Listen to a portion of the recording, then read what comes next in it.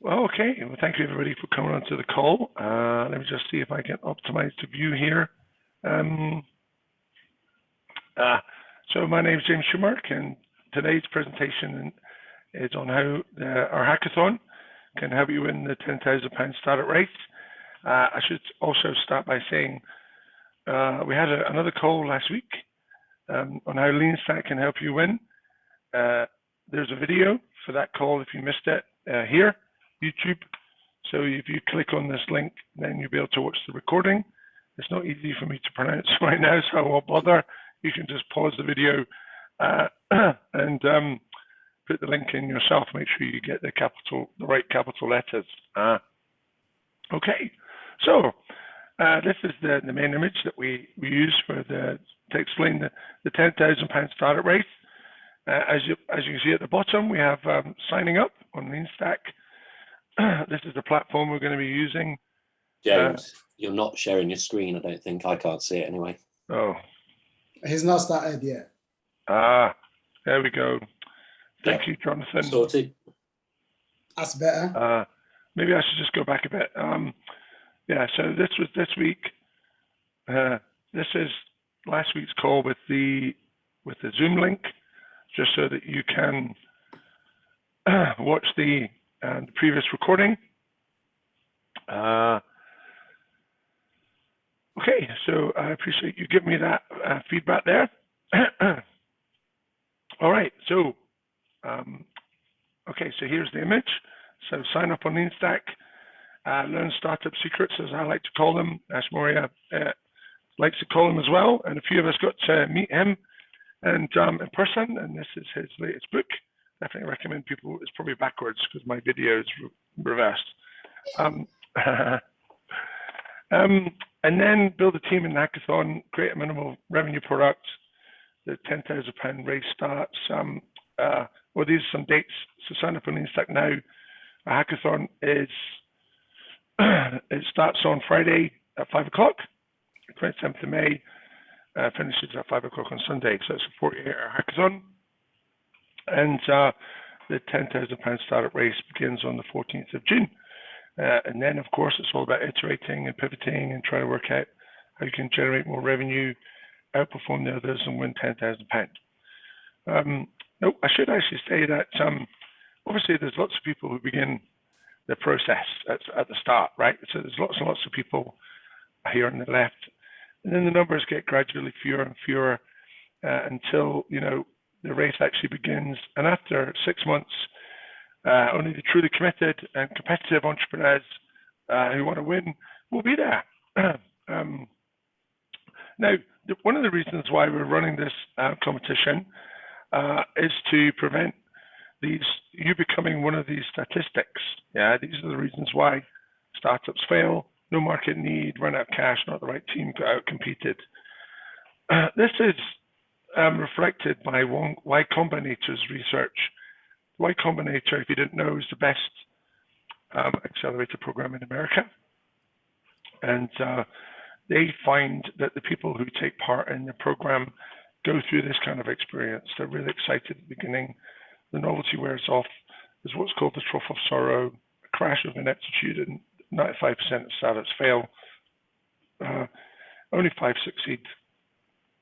So one of the reasons this is, well, one of the goals is how can we remove this wasted period of time and increase the chances of success. Now, I'd like to show you something I've created earlier on, and this is based on the idea, the 80-20 rule. So 80% of aspiring entrepreneurs have little startup experience or mindset required. So this is continuum. At the bottom, people who have no startup experience, they've never started a business before. At the top, you've got people who've done maybe 3 or 4 startups and have exited and actually become angel investors.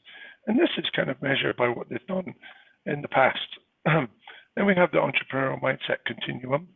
So on the left-hand side, we have people who have really strong entrepreneurial mindset.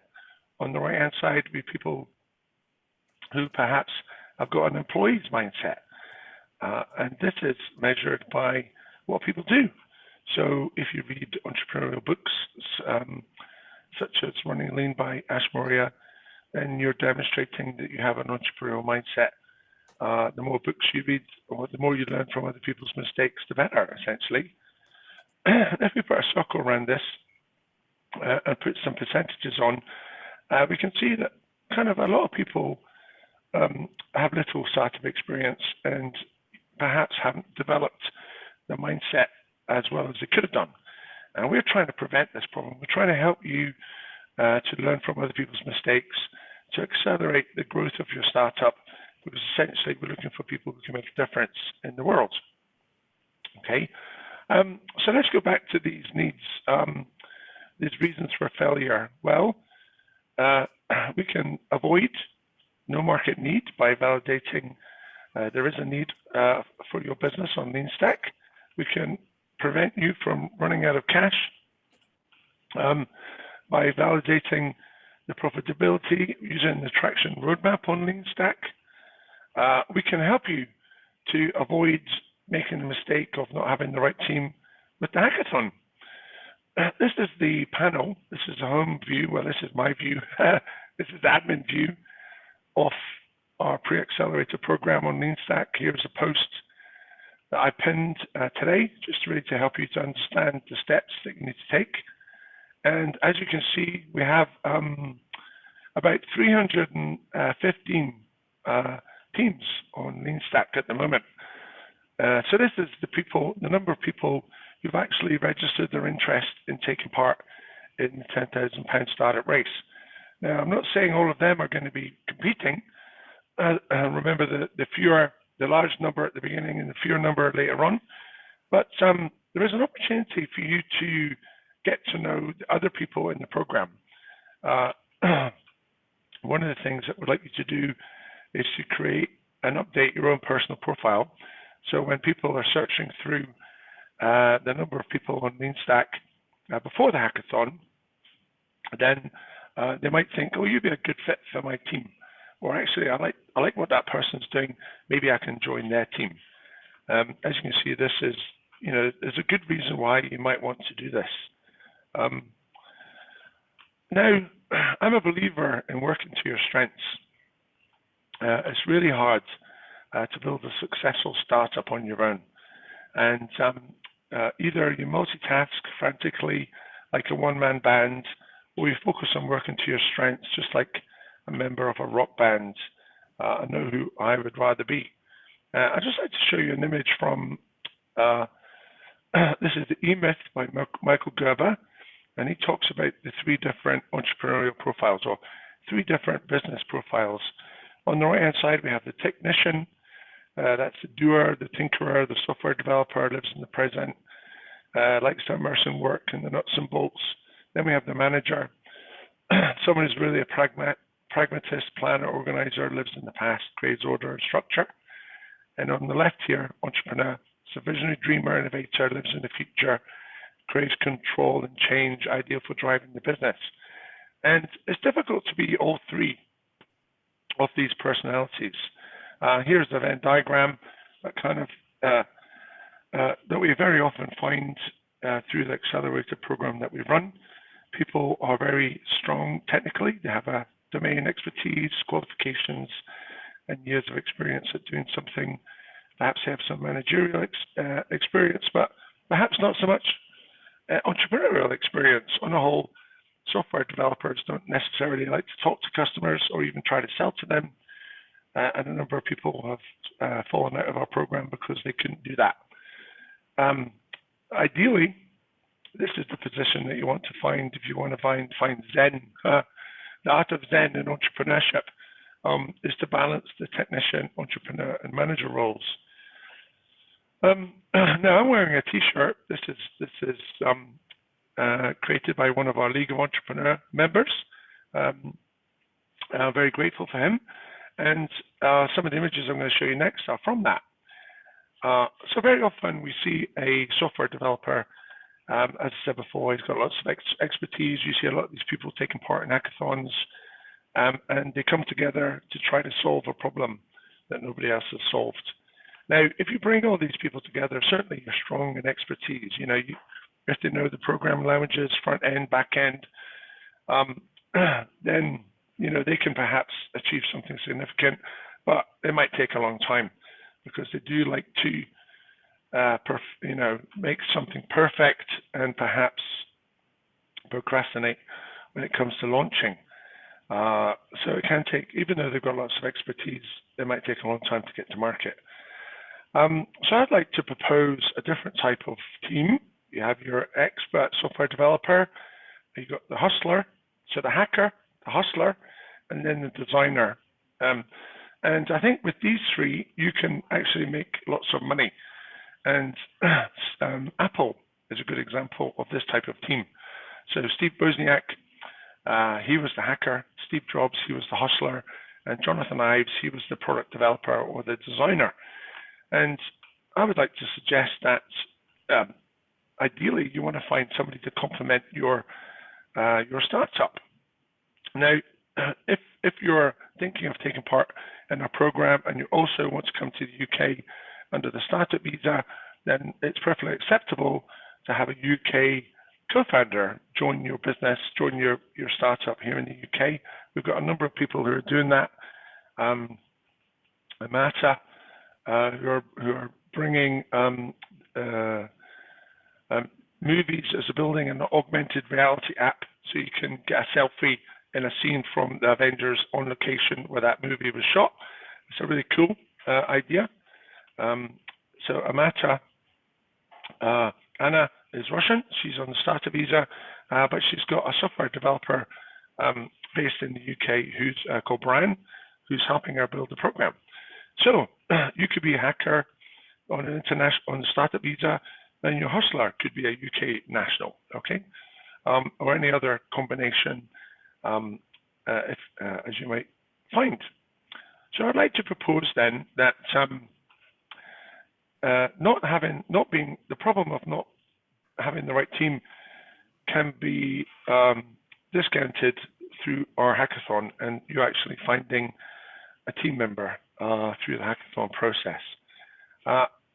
Now, being outcompeted, well, you might not necessarily win the £10,000 startup race, but certainly you will have made a lot more progress than your competitors in the external world, because you'll have moved more quickly, fast. You'll have got to market more quickly, and you'll actually be selling before they would probably try to do that. And necessity is the mother of invention. And if you're in a competition, then you feel the pressure of other people behind you to motivate you and for you to think today, oh, what can I do to advance my startup? So I'd like to show this image. This is based on the Y Combinator meets the startup race. So there's no need to have the trench of sorrow. If you validate your startup idea on LeanStack, if you build a team in our hackathon, create what we call your minimum revenue product, what Ash Moria calls a mafia offer. A mafia offer is something you can't resist. If somebody in the mafia made you an offer, you'd say, okay, thank you very much, I'll take it. So a mafia offer is something that LeanStack will help you to be able to create the playbooks, and also if you read the book. And then obviously start the £10,000 startup race. So maybe you'll win the £10,000 startup race, maybe you'll come third, maybe you'll come 50th. But the idea is that you will still have made a lot more progress through this process than you would have done otherwise, because of the pressure, because of the competitiveness. If you want to get fit, it's a lot easier to go jogging with a friend. Somebody who's going to be jogging alongside you, or if you're taking part in a sprint or a triathlon, you always run faster when somebody's at your heels, motivating you onwards. And so this is the idea behind the startup race. So for those of you, I'll maybe actually just see a show of hands of who's taken part in a startup race before. Sorry, a hackathon. Has anybody taken part in a hackathon before? I know there's only a few cameras switched on. Okay, I see a couple of hands. That's cool. All right, for those of you who haven't, a hackathon then is an event of any duration where people come together to solve problems. It's very simple, and it's not complex.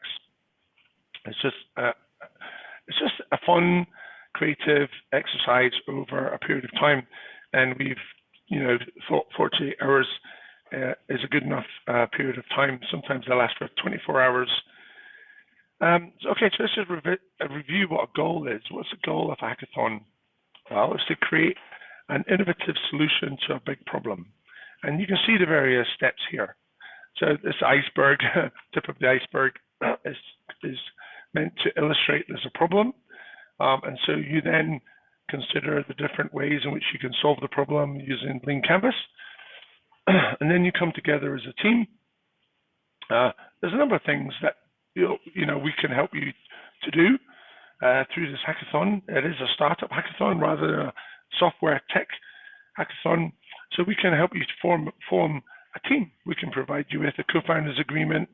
We can provide you with all the various steps that you need to go through, incorporate your business on Companies House, for instance. Just pay £18. How to open a bank account if you've not done that already. Recommend you open it with one director, so it can happen quickly. And then you actually set to building your offer, crafting your offer, as it were. Now, in a normal hackathon or a software hackathon, this would be lines of code that create either a mobile app or a desktop app that does something really cool. Now, Ash Moria, if you've attended any of the events with him, he suggested the way to go about this is to create a demo, build a demo, and then sell it, and then build it. And so that's the process that we're asking people to follow in our hackathon. So the idea is that you build a demo, you try and sell it. Well, I guess these two icons should be reversed, and then you build it. And the idea, there's a number of ways in which you can make money without having actually built anything. So pre-orders, you could sell a discount for life if you buy now. There's a whole bunch of ways in which you can make money without actually having to build anything. You just need to, write any code. You just need to create a Mafia offer. All right, so let's just talk about how this hackathon is going to run. This is one of my favorite quotes. Fortune, I'm not spelled that very well. Fortune favors the prepared mind. And of course, you have an opportunity to prepare your minds through LeanStack, and hopefully fortune will smile upon you as a result of doing that. So the first thing then is to read the Foundations Business Model Design Playbooks on LeanStack if you've not already done that. This will enable you to get the latest startup secrets out of Ash Moria's brain into your brain. If we were in the Matrix, we could just plug our cables into our brains and then we'd be able to absorb all this information. But we haven't got that technology yet, so you have to read the book or read the playbooks on LeanStack. It doesn't take long, maybe 20 minutes to read the playbooks, and you'll understand how to use the tools. So then create a draft Lean Canvas to model your startup idea. This takes 20 minutes. Create a traction roadmap to see how much money you can make. This takes 5 minutes.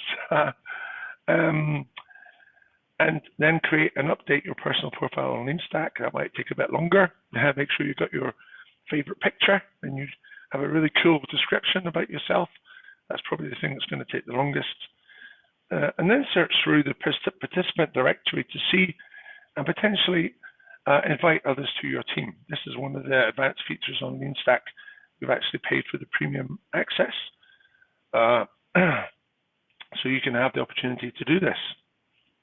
And then attend or watch the recordings of our preparation calls where you're doing that already, which is awesome. I really do appreciate you being here. And then, I've doubled that up. Sorry about that. And it's meant to say take part in the hackathon on the 27th of May. All right, I'd just like to quickly touch on the elements of a Mafia offer. So this is one of the things that you use LeanStack to do. So you create a demo, a unique value proposition, and a price to try to appeal to your customer. Now, of course, it's maybe, you don't have to get this right in the beginning. You can actually experiment with this and play around with it for a bit until you get it right. I'll just go into this in a little bit more detail. So the elements of the Mafia offer. So one of the things you start off with is something called the unique value proposition, and this represents the finished story or benefit or promise that you make to your customers to get their attention. If you're building a job hunting site, for example, rather than rattling off your unique features, focus on what job seekers want. Get a dream job in 60 days. That's a very powerful and compelling value proposition, and might get people to read a little bit more on your website and actually say, oh, okay, I'm interested in that. Anyway, the idea is that you create a unique value proposition, and then a demo. Your demo isn't intended to just be a collection of pretty screenshots or a working prototype, but rather a carefully scripted narrative that helps your prospect visualize your unique value proposition. Ashmoria talks about storytelling. Last week, I showed you the picture of the league table and how the positions will have changed within the league table. And my co-founder, Dan, who's on the call, has actually built the dashboard that you'll be using to see where you stand each week. And so that's a demo. I created this mock-up of an image a while ago now, and so it was just a picture that told the story. Okay, so the demo should then walk them from their current reality riddled with existing problems to your envisaged future reality for them, one where these problems are solved with your solution. Again, it's storytelling. You take people from where there's a trigger, something has happened, COVID has come along, they've lost a job, or they're woken up to how short life is, and they want to do something different. And then people go looking for a solution to the problem, and then they find you. So it's all about storytelling, essentially, creating a demo that tells a story. And then we have the pricing model. Okay, so your offer should also include an appropriate call to action, depending on your business model type and the readiness of your solution. This may be an actual money exchange or some sort of derivative currency exchange. So there we go. That's about it from me. And maybe just to remind you of the process of the steps. Okay. So if you haven't signed up on Leanstack, please do so already. Read the playbooks so you can learn from Ashmoria, who has learned from the best, Eric Ries and Steve Blank. He's enabled us to understand how to apply the Lean Startup principles, and then use the tools on Leanstack to create a canvas, and then start looking for people who perhaps you want to join your team. When we actually start the hackathon on Friday afternoon, we're going to give you an overview of what's going to happen and how to use the various tools, and then you'll have an opportunity to pitch your idea to everybody. We'll be using Zoom. As well as Leanstack, you'll have an opportunity to pitch your idea. It'll be good fun. You only have like 60 seconds or so to talk about your idea. And then there'll be an opportunity to check out the competition. Now, having some competition is actually, as I said before, a really good thing. It makes it real, helps you to understand. Obviously, if there's nobody doing what you're doing, then you can have some comfort.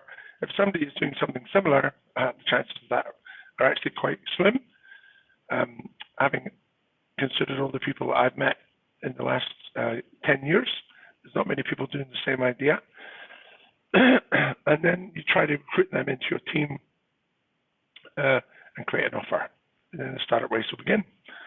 So that's pretty much it from me, but obviously we can have an opportunity to ask any questions that people might have right now.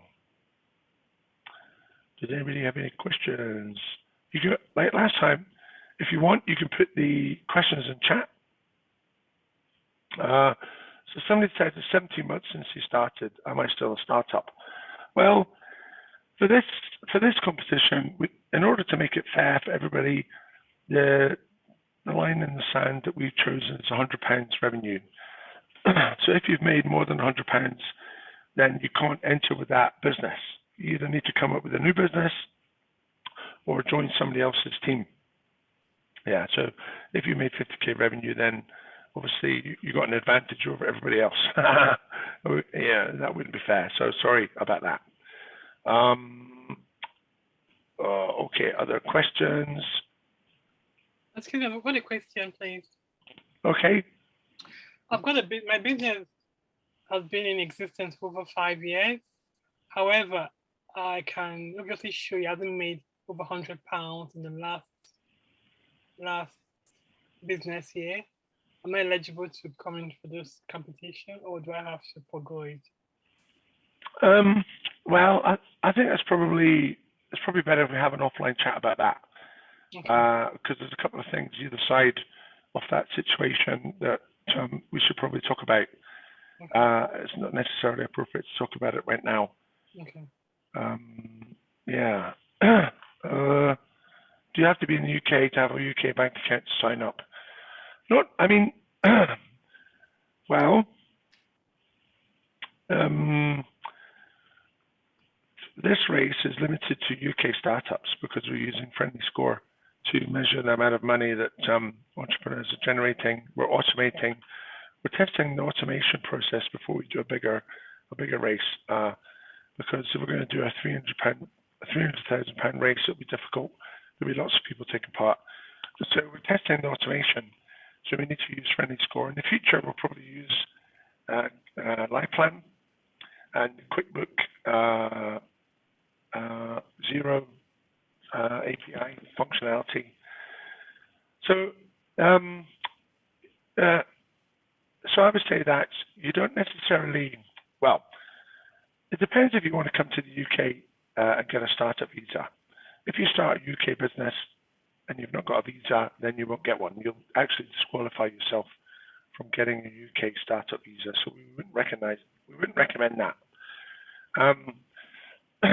Now, you could take part in, if you're planning to come to the UK, and I know a number of people on this call are planning to come to the UK, as long as they don't generate any revenue before they have the startup race, then they can take part. Okay, so you can take part in hackathon, you can take part in the early days, building your team, working stuff out. But as long as you don't press the make the buy, pay me money button live until you have your startup visa, then you can take part. But again, you can have a chat about that offline if you would like. Okay, and somebody's interested in the other programs that we've run. So thank you for that question. I mean, our website does have the programs listed on there. But good questions. Do you think I missed anything, Dan, that I need to make people aware of? I have a small question, James. Oh, no. Okay, what's your question? Yeah. So I saw in one of the slides you mentioned that on the hackathon, it would be a good idea to get our business canvas ready and a plan for how much we are targeting. So is that okay if we take a screenshot of that slide, or are you going to, forward it to everyone? I'm going to put my slide up on LeanStack. My presentation will be on LeanStack, and so will the recording to the video. I'll save it as a PDF. So if you just go to the replay of this call, then you'll be able to get all my slides. Okay. And will there be any example for us in terms of projecting the growth? Because I've not done it before. Oh, well, on LeanStack, there are a number of videos that Ashmore has created on how to do the attraction roadmap. So I suggest you watch the guide and watch the videos on how to do that.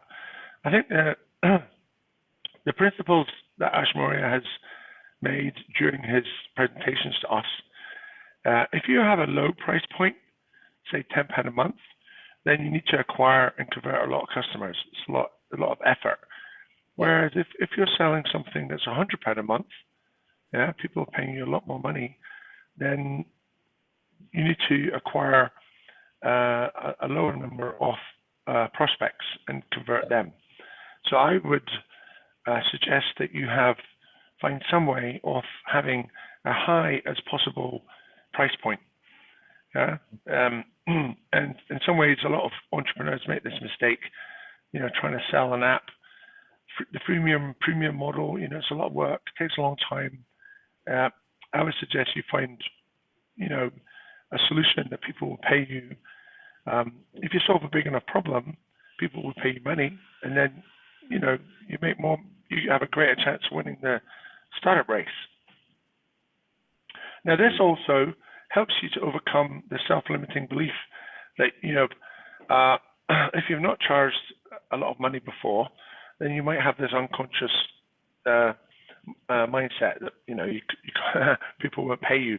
But hopefully this competition will actually motivate you to try that. You can always lower your prices or increase them over a period of time. But the attraction roadmap is a very powerful tool to help you to understand how much money you can make over a set period of time. Of course, I don't want you to be too optimistic, because as the price increases, if you're going to sell something for £10,000, the customer acquisition cost for that is going to be higher than £100 a month. James, Thanks. Godwin? yeah, I think I was just sitting here listening intensely. This is the first time I've listened to the Lean Spark part of it. You've mentioned about obviously helping the people who are going to take part in this build a team. I'm just actually wondering what sort of team are you talking about here? Are you talking about management team or co-founders, or what are you really getting at? Because it's actually quite an interesting part of it. You and I knows that obviously for any of this to go to the next phase, you need the team that can deliver. So can you touch a bit more on that? Well, I guess the most common picture I had in my mind would be co-founders. People are joining each other's teams as co-founders. Some people might have a budget to employ employees to work in their startup, but then do they? I mean, that's an interesting idea. I would say that the most people I was expecting are co-founding teams, and we can help people with that, go through that process. Right. It's a bit more complicated these days, of course, because the way we used to do it is get somebody who say, okay, I've got my job, but then I'm going to say to them, if I get the money, are you going to leave your job to come and join me? So it's a really tough one, because how do you get somebody to be a co-founder these days compared with how it used to be before? Sure. Well, we have a number of resources and strategies to de-risk that process. So, for instance, we would recommend people read Founder's Dilemma by Noam Wasserman. And when you do your co-founding agreement, obviously you might talk about an equity split. We would suggest you use a tool on Gust to try to work out, first of all. Is that part of ESOP or conventional equity split? Well, Gust is a calculator. Gust is a really good tool. It helps you to work out the different tasks and responsibilities and contributions that various co-founders will make. Right. And it spits out, a proposed equity split. You can always revisit that and recalculate things. But it's a good place to start. Okay. What we'd recommend in the co-founders agreement is have a number of, or even in the shareholders agreement, a number of clauses that say if a person doesn't quit their day job and work full-time on the business by a certain date, then the company or the founders are legally entitled to buy back a certain percentage of the company. In the UK, we can't do vesting as they do in America. So there's no cliff and 4-year, gradual earning of shares. Everybody gets the shares at once, but you can have clauses that say people, let's say there's an accident or people die. You don't necessarily want their spouse to have a seat on your board. So the company would have a clause in the shareholders agreement that says the company is entitled to buy back the shares in that instance. And what happens under the bad liver and good liver situation? Sorry, say that again, Godwin? What happens under the bad and good liver situation? Sure. You can have those clauses. So to explain, a bad leaver will be somebody who is dishonest in the company. Steve Jobs, was it? Steve Jobs actually he wasn't. ripped I off think he Steve was a bad Wozniak leaver in today's standard. Yes. at one point. If Steve Wozniak had a bad leaver clause, then he might have got more shares in Apple. But the idea of a bad leaver is that someone either quits, gets arrested, for committing murder, or does something nefarious that you're not very happy about. And so you can say, right, well, you're sacked from the team, and we automatically get your equity in the company. If they're a good leaver, let's say they leave for a particular reason due to ill health, and you could argue that with Bill Gates and Steve Allen was ill with cancer for 2 years while Microsoft was trying to IPO. Bill Gates could have had a clause in his contract and in the shareholders agreement that says, I can increase my equity stake in Microsoft. Now, Bill Gates obviously had a really bad lawyer. I'd never read The Founder's Dilemma by Noam Wasserman, but you guys have an advantage over Bill Gates. Yeah. The interesting thing, of course, investors these days are asking for, you have to be in continuous employment with the company to not to be a bad leaver. So, which is quite a long time.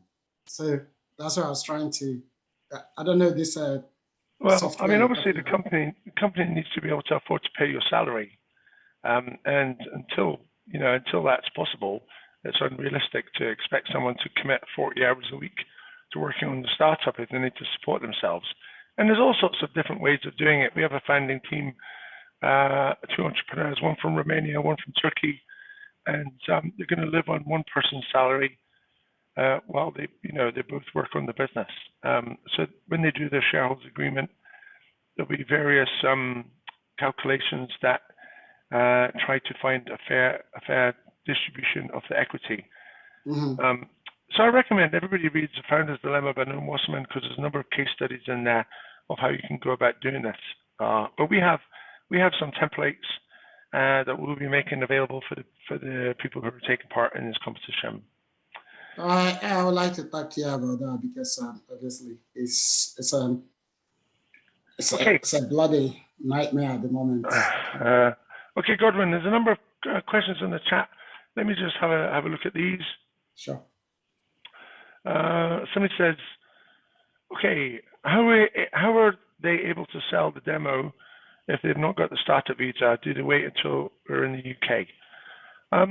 Well, Ash Moria and Rob Fitzpatrick and a lot of other enlightened startup founders will say it's all about building a community of followers, a community of innovators, so people who there is a demographic. I was actually shared it earlier on. Let me see if I can find it quickly, because it's relevant to this conversation and acquiring customers. So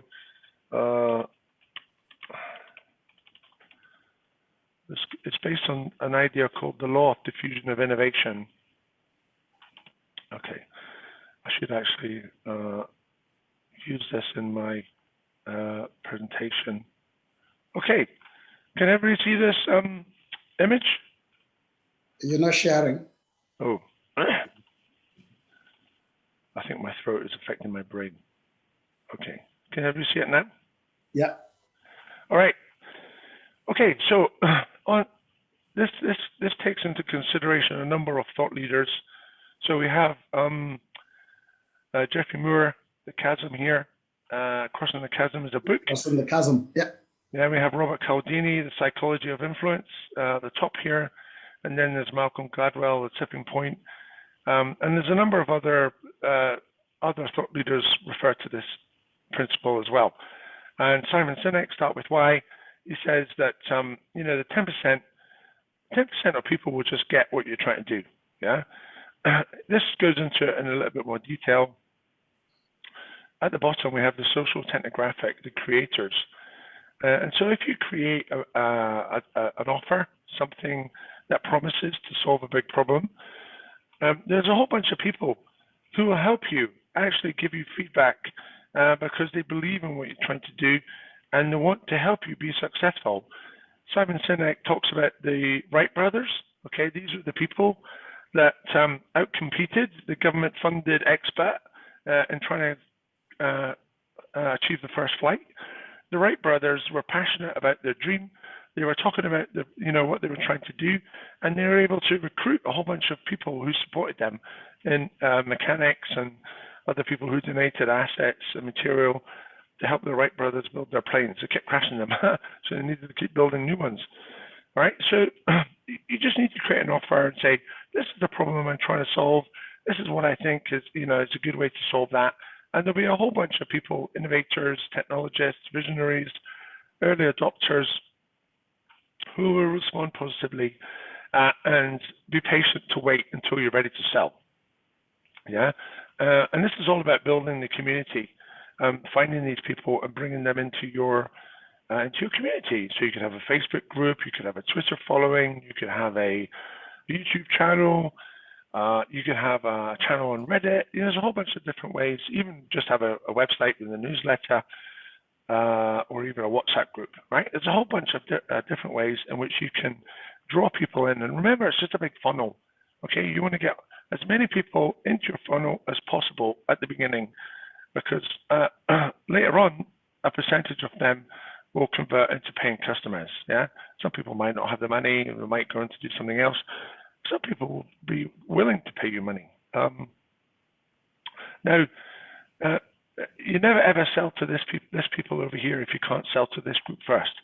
That's because this group here needs to see the social proof. This group here, motivated by scarcity. Somebody's doing something new, it's exciting, then they're going to sign up and or certainly follow you and find out what's happening. So I would suggest, Julia, that you don't necessarily need to, I would suggest that you just build your community first, right? Just craft your offer, build your community and say, hey, we're going to be selling and offering a service at some point in the future. And you'll have built up this dam. It's like a big reservoir of potential customers. And then you just open the door and they all flood through and pay you money. And so, yeah, you might not necessarily make lots of money in the beginning of the competition, but you can make money a couple of months in. You just start building that community. You can start building your community today. There's no reason why you can't do that. That's not, the only criteria we have is a £100 limit. Yeah. Okay, we have about eight. Oh, actually, we're going to go till 9 o'clock today if my voice can last. Okay, so I'll stop sharing that. Any other questions here? Do we have a question? Okay. Yeah, one of the points you made was create a minimum revenue product. Could you also be a service as opposed to product? Could someone actually compete under the service provider, being a service provider? Can you give me an example? Does that make sense? Sure. Can you give me an example? Hello, can you hear me? Yeah. Can you give me an example? Okay. The product I have is resolving disputes. The name of my company is Dispute Resolver. Obviously, because of the pandemic, it's been affected, but right now we're trying to bounce back. Dispute Resolver means that we resolve disputes alternatively. My background is I'm a solicitor, but my company isn't a law firm, it's a consultant. So we resolve disputes alternatively using mediation services, arbitration, etc., etc. I'm trying to create a service around this with regards to this hackathon. So obviously it's not a product. So can I go forward with it, or more or less I don't know. I just need your clarification. Well, I mean, ideally, one of the smart things the entrepreneurs do is they go to where the customers are hanging out. Yeah, and so if there's some sort of platform or some sort of place where the potential customers are hanging out on somebody else's platform, and you can, persuade them to come over to your business and take part in your services, then I don't see why there'll be a problem with that.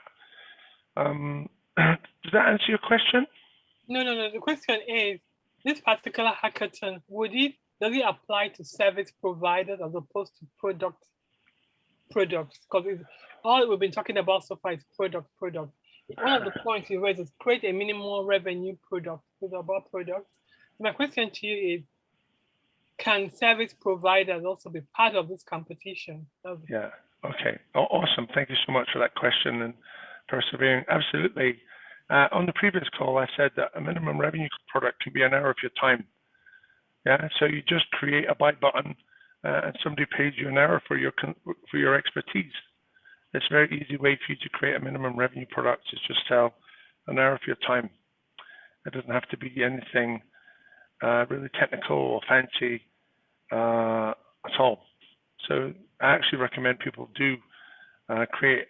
All you need to do is have a web page or even a landing page and connect it with a Stripe account that connects to your bank account and pay me £100 an hour for me to solve a problem that you have with my technical service, with my service, my expertise. Okay.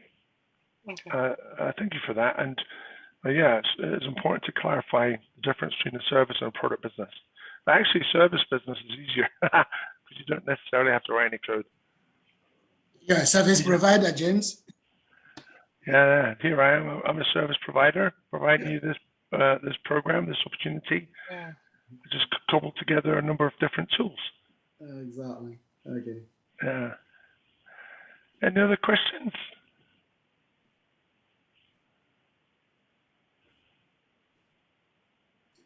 Okay, Dan. Go on. Yeah, I was actually going to ask that. The process, obviously, people are going through within the hackathon itself.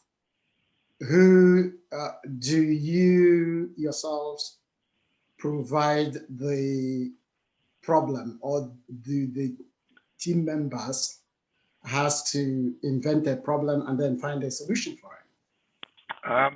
Okay, so yeah, I mean, a lot of hackathons say, we want to solve this problem for a particular charity. Yeah, right. And so people will come together to write code to solve a problem for that charity. Our hackathon is open source, so there's no restrictions on the idea as long as it's not morally ambiguous, and could be a company that an investor would like to invest in. You can do pretty much whatever you want. So that's one of the things that makes us different from other hackathons. And what's the stage after that? Sorry, what do you mean? What's the stage after that? At the moment, is that where you stop? If somebody wins the hackathon, is that your own process is done with, or do you take it to the next level? So after the hackathon, you would then get all the administrative things in place. So let's say you found 2 co-founders out of the people who've registered an interest in this process, in the £10,000 startup race. So you recruit 2 people to start, to join your team in the hackathon. You come together and you work on your canvas and you work on the traction roadmap and you create an offer, mafia offer, which you present to the at the end of the hackathon on Sunday afternoon. Now, there will be a winner. The judging panel will say this value proposition makes a lot of sense. They're a good team, and so we deem them to be the winner. So they'll get a percentage of the £5,000 cash prize. The second place and third place will also get a percentage of that cash prize. And then you have a period between the 29th of May and the 14th of June to incorporate the new business, to open a bank account and get all your ducks lined up so that when the 14th of June comes along, you can actually start generating revenue in the startup race, because that's when the league tables will go live. And so you'll get your dashboard and you'll be able to see where you are depending on the amount of revenue that you have created. And so let's say you're number 1 in the first week because you've sold £10, and then the second week comes along and somebody's sold £50, you might be down to number 2 or number 3. So that's going to motivate you to try and sell something to get back up to number 1 again. And so that process will go on for 6 months until the 24th of December, and then we will look at the team that has generated the most revenue at the end of the day, and there'll be some due diligence process that we'll go through just to make sure there hasn't been any cheating. And if that person is deemed to have won fair and square, then they will get a £10,000 cash prize. I should also say that we are recruiting, and there are a number of investors who are interested in observing the process too, because they might want to invest in the winning company, or they might want to invest in any other company that's been taking part that they think have a good team, because it's getting the right people on the bus, not necessarily the right idea that's important. That's another great question, Godwin. Yeah, help me to remember stuff that I should have mentioned before. Okay. Somebody have their hands up. Oh yeah, Julia. Hi, sorry. Okay, I know this is going to sound like a completely silly question, but just for the sake of clarity, is this hackathon for our own particular businesses that we're already starting to develop, or is this for a brand new idea so that we can build a team and learn the tools on the Lean Stack website, or all of the above? Well, generally, I think most people, the idea is it's a new business. So to make it fair, everybody has an opportunity to test an idea that they've had in the back of their mind to see if it's going to fly or not. So you're just, committing 6 months of your life to see if this startup idea is going to work. There's also the opportunity to win a cash prize at the end of it, like the £10,000 cash race. But we also give you a whole bunch of resources for free that you wouldn't otherwise get. And we also give you a process that increases the chance that you'll be successful. But if there are some people out there who've had an idea for a while and they've not actually generated any revenue because they're on their own, obviously somebody else said that. So I'm not sure how to pronounce your name. Is it Lei Onubugu? How do you pronounce your first name? Yeah, the name is Ijoma. EJ. Yeah, EJ. Yeah. So. COVID has caused a few problems. So you might have actually had an idea for a while, and you might think, I need to recruit people to join my team. That's perfectly feasible as well. So it's an opportunity to kickstart life into your business if you've not made much progress, or to launch a new business from day one. Okay. And it is to be honest, it's an experiment for us. It's the second time we're doing it. And we're learning a lot from the process as we go. James, is there, obviously, you and I have talked about some of these things before. The key thing though is you have used the phrase, the minimum revenue proposition. The challenge, of course, is new ideas doesn't come cheap to bring it to the marketplace.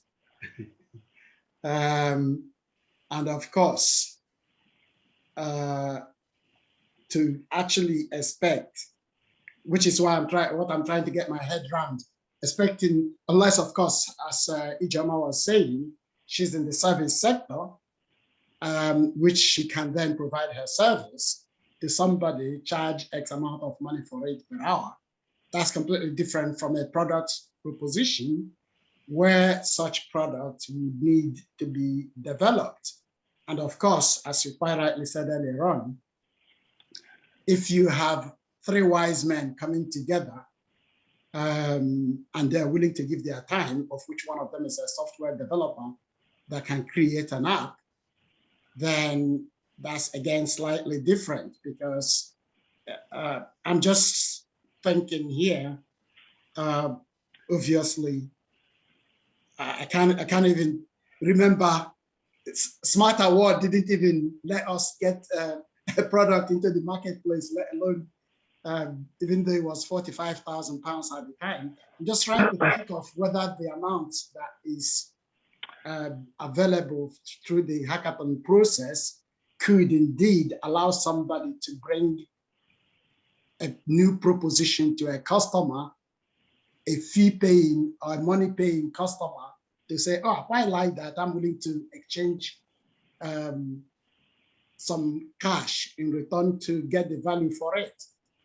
I'm still, you know what I mean? Yeah. Okay. Well, at the very beginning, we realized that this, the £10,000 startup race is for fast growth startups. So it's not for someone who's going to invent a levitating skateboard or a perceptual motion machine, right? Because the tech just takes too long to invent. It's not about invention risk, it's about market risk.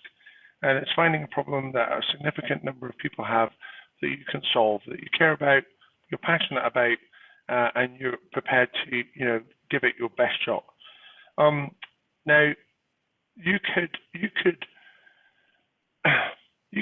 be offering a tech product to say, hey, we're going to build this mobile app, it's going to solve this problem. Why not give us a pre-order of £8 and you'll get a 50% discount on our business going forwards. So Sure. even before you've written any code, and Robert Gelb did this. I don't know if you know Robert. He's an American entrepreneur in Edinburgh, and he made I think it was £800 by just putting out there an £80 pre-offer.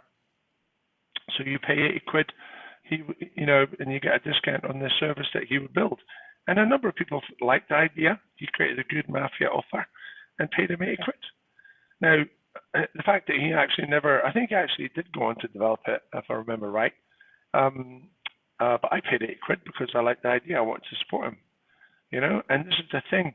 You start telling your friends and your family that you're taking part in this competition and ask them to share it with their friends and family and to buy the thing or pre-order the thing that you're building. Then you could be generating revenue on the promise. Obviously, you do need to fulfill the promise at some point. But think about all the crowdfunding that goes on, and people never actually build anything. But crowdfunding campaigns make hundreds of thousands of pounds without building anything. So it's a similar process. The idea is that you build a quick startup. Right. I should also say, they've also helped me to realize that if you win the hackathon by building a team or crafting an offer through using the canvas, the traction roadmap, and everything else, you're going to have a whole bunch of cash to use in marketing for the £10,000 startup race. So I would suggest that you try really hard to win the hackathon, because it will give your startup a kickstart when the startup race begins. Do you encourage leverage with regards to? I'm just thinking out loud here again.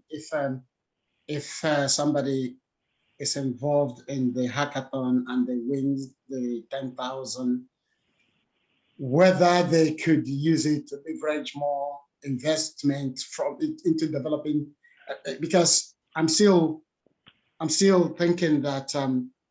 By the way, we can talk about it tomorrow, but I've got a guy who might actually be a very good fit to come in and take part, because they're just the sort of fit. But sure. I'm talking of in terms of obviously it would be ideal if somebody comes out of this process and they have won the 10,000, and then they can use it to leverage another 20 or 30,000 in order to be able to actually build this something that is much more, a bit more significant. Do you allow that aspect during the whole process? Yeah, totally. One of the basic premises of this competition, what we're doing in the £10,000 startup race, is we're rewarding the behavior we want to encourage, which is entrepreneurs selling things. rather than entrepreneurs having to write, 50-page business plans and stand on stage and give a WYSIWYG presentation. And, if I wanted to win a business plan pitching competition, I would just hire George Clooney to do my pitch, and then he would win, So, what's happening is we're giving entrepreneurs an opportunity to prove they can execute, they can deliver, and they can sell over a consistent period of time. So it's a bit more like The Apprentice rather than Dragon's Den. Okay, Dragon's Den, put under pressure, a short period of time, deliver, or you're dead, right? Whereas on The Apprentice, people get to see what you're like under pressure, see whether whether you have the mental fortitude, whether you can execute under pressure, whether you can actually sell something. These are all good signals for a potential investor or grant funder or anybody else who wants to support you. And if you happen to win the £10,000 startup race, you also benefit from a lot of free publicity. So which will hopefully help you to raise your investment, raise future investment, or make more sales. All right, I have another. Does anybody else have a hand up? Oh, Camilo, sorry, I didn't see your hand up there. Do you want to ask your question, please? I think we can't hear him because I think his mic is not attached or something. Oh, Can your mic? Yeah. Okay, go ahead, Camilo. Can you hear me? Yeah. Yeah, we can hear you now. Yes? Yeah. Yeah.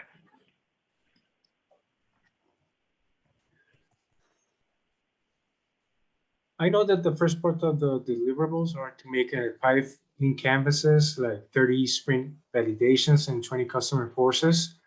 And you stated that to join Startup Race, you have to have 1 lean canvas.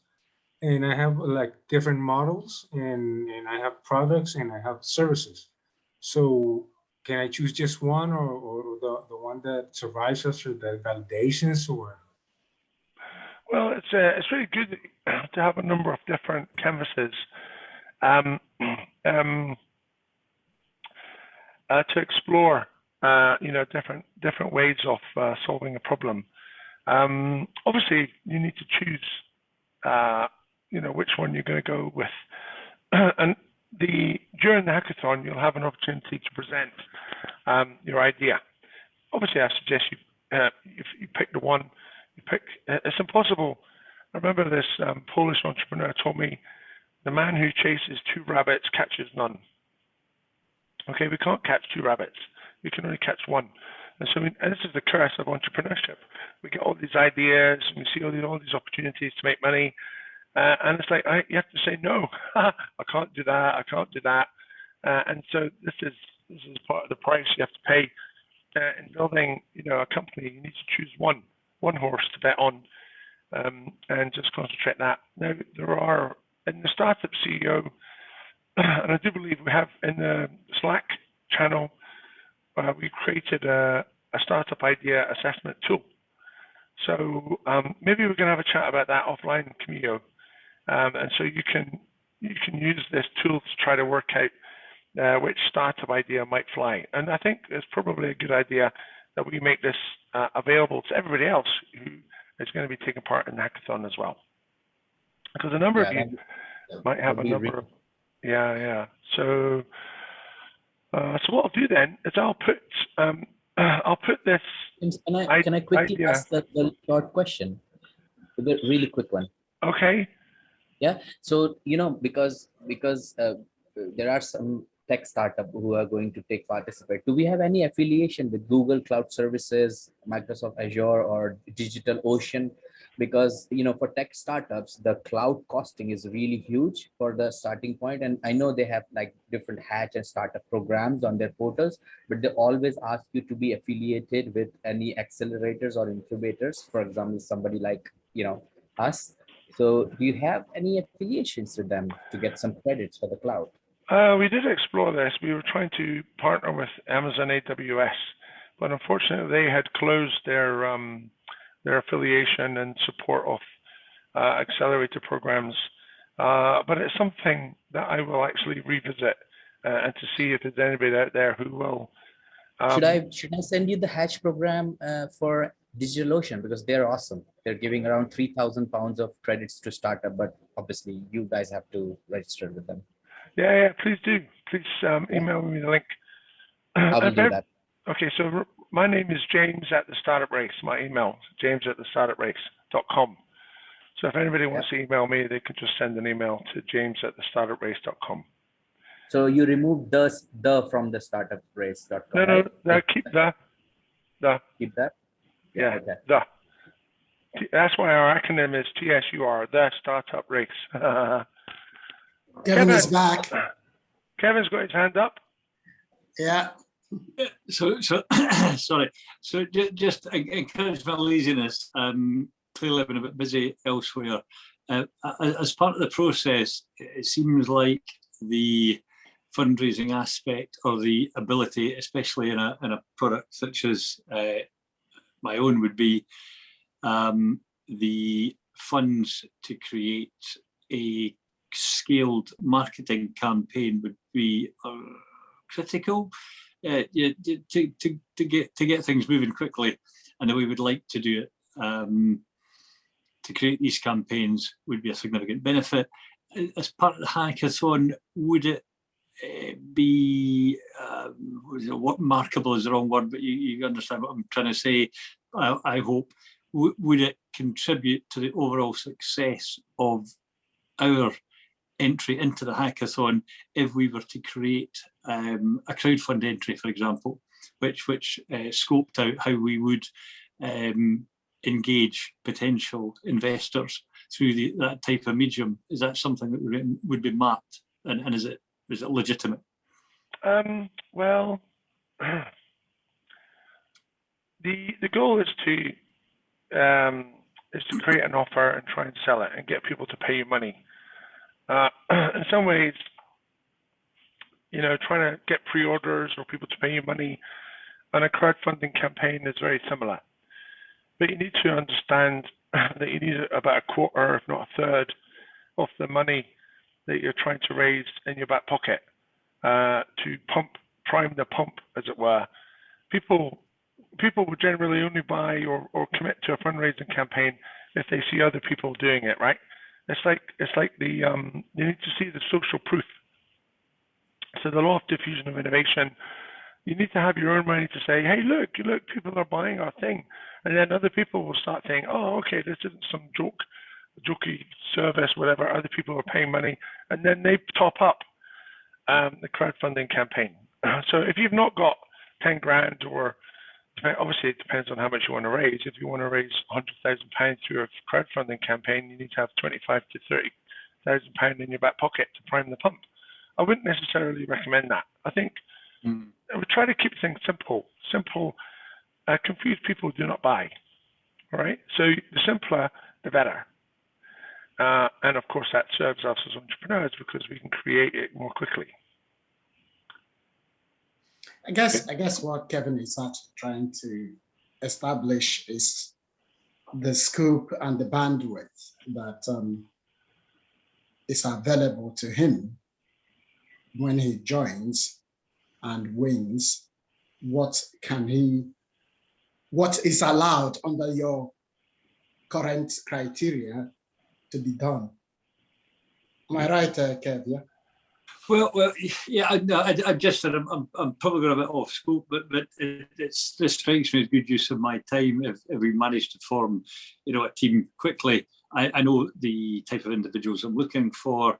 I know that then, in terms of launching the business, we could almost do it there and then. I have a working product. I already know largely what the cost of acquisition is. So if I have someone who's reasonably good at the product side of things, who might be experienced in fundraising side of things, it seems entirely reasonable that we could almost go to press on it.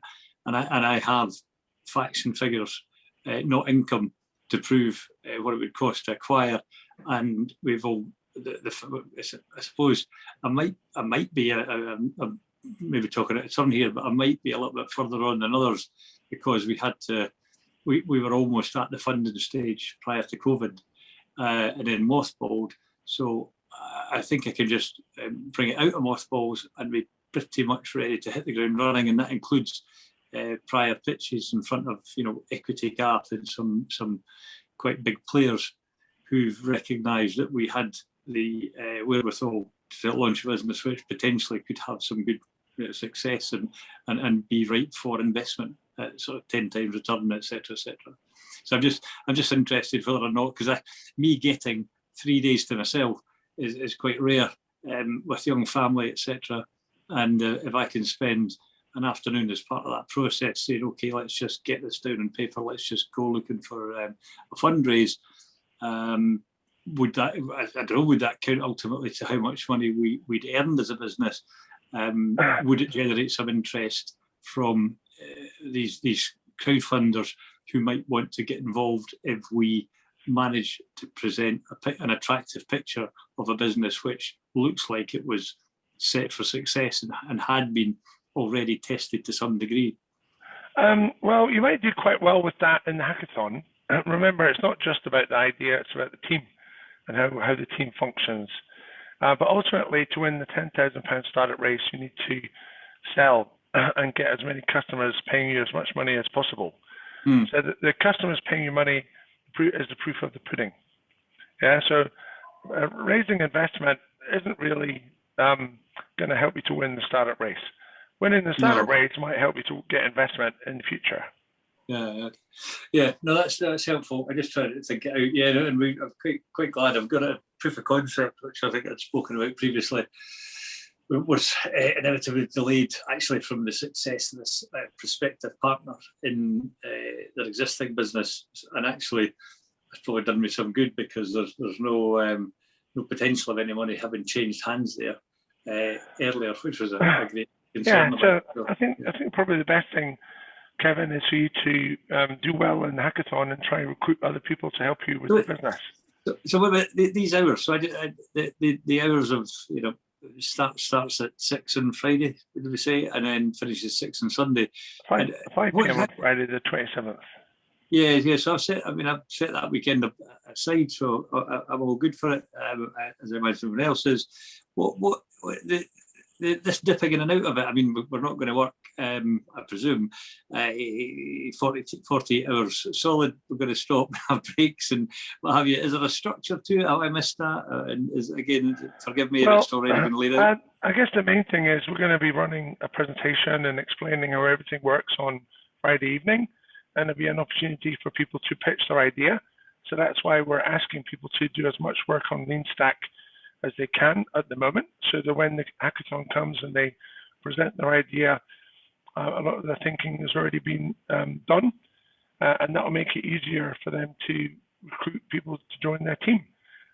Fortune favors a prepared mind, so the more work you do on LeanStack with your lean canvases, with your traction roadmaps, just creating your unique value proposition, the more likely you'll win the hackathon. The more likely you'll be able to recruit people to join your startup. As I said before, there's about 314 people who've registered an interest. Some of them might be looking for a startup to join, and there might be a good fit for you and your to your business. So then Saturday is an opportunity for the team to come together and to start crafting the offer, the mafia offer, as it were, and then demonstrate it on Sunday. So Sunday afternoon, we'll come together, everybody will demo what they've created, and at the end of the afternoon, 4:30, 4 o'clock, 4:30, we'll announce a winner, or first, second, and third prize.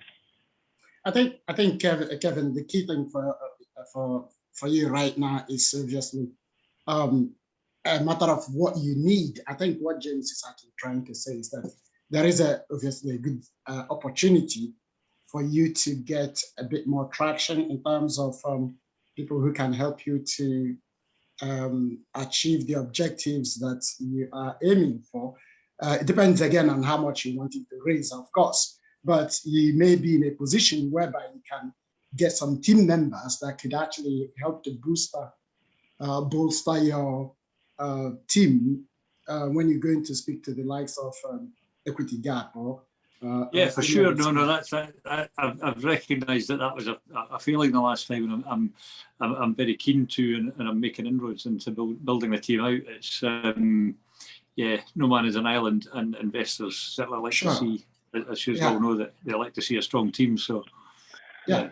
Great. Okay, we've got 6 minutes left on the call. Does anybody who's not asked a question, would they like to ask one? Ali Reza or Hugo, do you want to ask a question? Put it in the chat if you'd like. I don't actually have any questions at the moment, but I'll be sure to message you if I do have any. Okay, thank you, Hugo. Ali Reza stayed up late. Ali Reza's in Iran. It's probably about 12 o'clock, or if not later. I don't know what time zone Iran is in. Maybe, okay.